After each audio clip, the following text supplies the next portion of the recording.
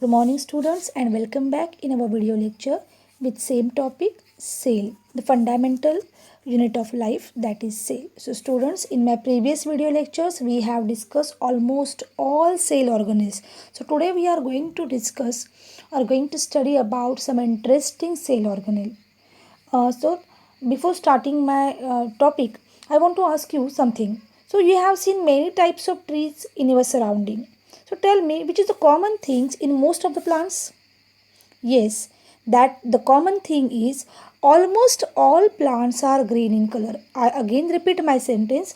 Almost all plants are green in color. Not all plants are green. Sometimes some plants are of different colors also. So tell me, why these plants have green color? What do you think, students?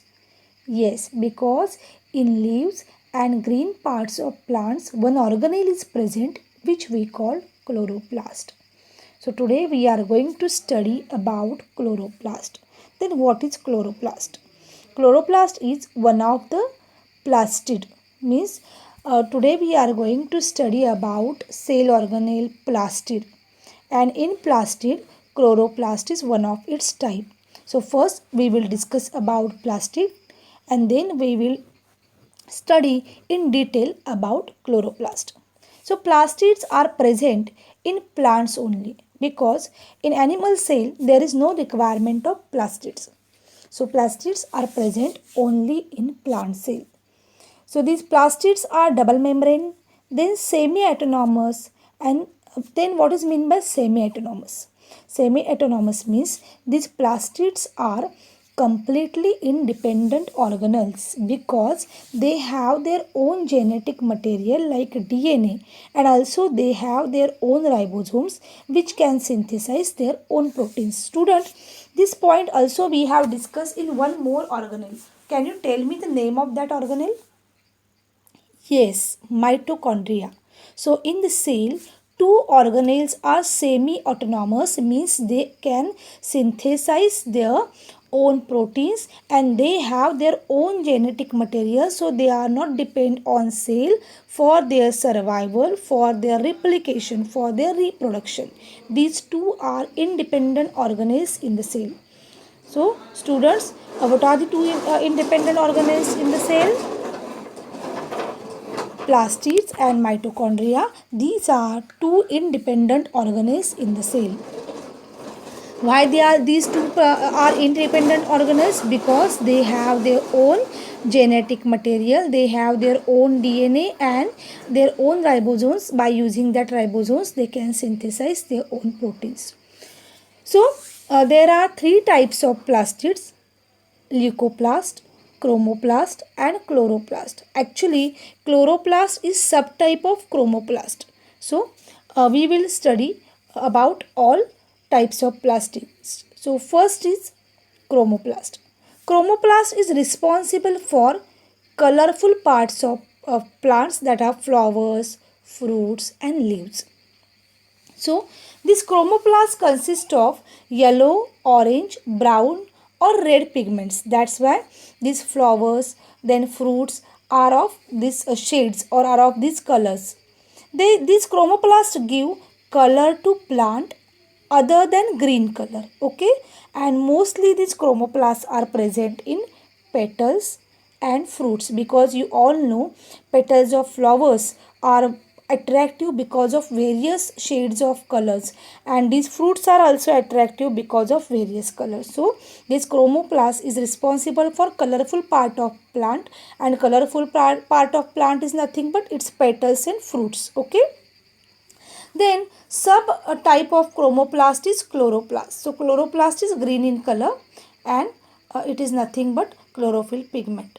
Then leucoplast. Leucoplast are, means these are the plastids having no any color.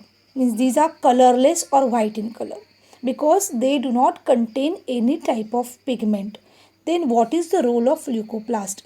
Leucoplasts are the site for storage of starch, lipids and proteins. Means leucoplast only plays a role in the storage of starch, lipids, proteins, oils, and these leucoplasts are found in storage tubers, endosperms and cotyledons. Got it, student?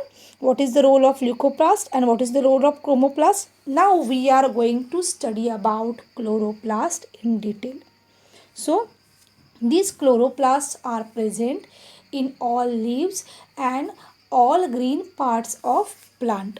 You can see in the diagram, if when we are talking about a leaf, then that leaf consists of many cells, and into that cells these chlorophyll pigments are present, which gives green color to that plant, that leaf. So when we just enlarge the structure of chloroplast, you can see it is simple double membrane structure, and it is semi-autonomous. Why it is semi-autonomous? Because it has its own DNA and ribosomes. So when you see in the diagram, this chloroplast consists of double membrane, outer membrane and inner membrane. Then internal structure of this chloroplast consists of two parts, grana and stroma. Then what is mean by grana? Granas are the discoids. You can see in the diagram. Diagram consists of many small discs, and these discs are just placed one above the another. That structure is called grana, and this grana has its own membrane, and when you just these discs are called thylakoids, and when you just observe one thylakoid, then on that thylakoid, on that single disc, these pigments are just attached, which we call chlorophyll pigments. Then what is stroma? Stroma is homogeneous matrix in which granas are embedded. In cell, cytoplasm is present. In nucleus, nucleoplasm is present as like this. In plastid, the matrix-like substance or fluid-like substance is present, which is called stroma. Got it, student? And these disc-like structures, these granas are just attached to each other. You can see in the diagram. So what are the two distinct regions of plastids? Grana and stroma. Grana means what? These are the disc-like structures which are just placed one above another. When we are talking about this disc, these discs are called thylakoid, and on each disc these chlorophyll pigments are present. And what is stroma? Stroma is a homogeneous matrix in which these granas are just embedded. Okay. Along with these granas and stromas, some other structures are there in the internal structure of plastids, that are DNA and ribosome. That's why these plastids can can synthesize their own proteins, and also they can replicate without taking any help of cell. Got it, student? What is the structure of chloroplast? Okay. So what is the role of this chlorophyll pigment, or what is the role of chloroplast? Now we have discussed about the location of chlorophyll pigment, where these chlorophyll pigments are present. Then these chloroplasts consist of chlorophyll pigments, and these chlorophyll pigments perform a main function of plant, that is photosynthesis. What is mean by photosynthesis, student? Photosynthesis is the process in which plants can prepare their own food with the help of sunlight and carbon dioxide and water. And just means what is photosynthesis? The process in which plants can prepare their own food by using chlorophyll pigment, sunlight and carbon dioxide, and they just prepare water molecules and oxygen and energy, ATP. So this energy is in the form, or this food material of plant is in the form of carbohydrates. It gets stored into the plant, and they just give out oxygen.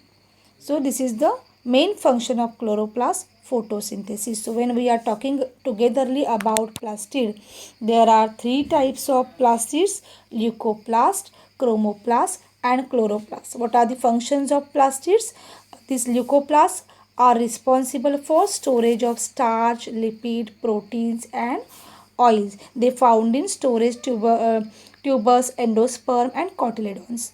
Then what is chromoplast? Chromoplast is responsible for colorful parts of the plant, that are petals and fruits. Then chloroplast, which is subtype of chromoplast, its function is photosynthesis. Means plants can prepare their own food by using this chlorophyll pigment, and then these chloroplasts can synthesize their own proteins with the help of ribosomes, and they can replicate by their own. So I hope you got all points related to plastids.